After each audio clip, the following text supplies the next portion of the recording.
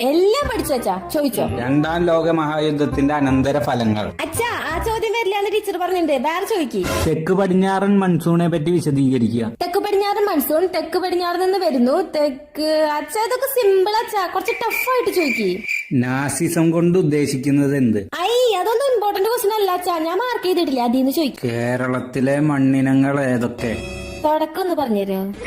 കേരളത്തിലെ മണ്ണിനങ്ങളെ കേരളത്തിലെ മണ്ണിനങ്ങളെ വിവിധ തരത്തിൽ തരംതിരിച്ചിരിക്കുന്നു. അതിൽ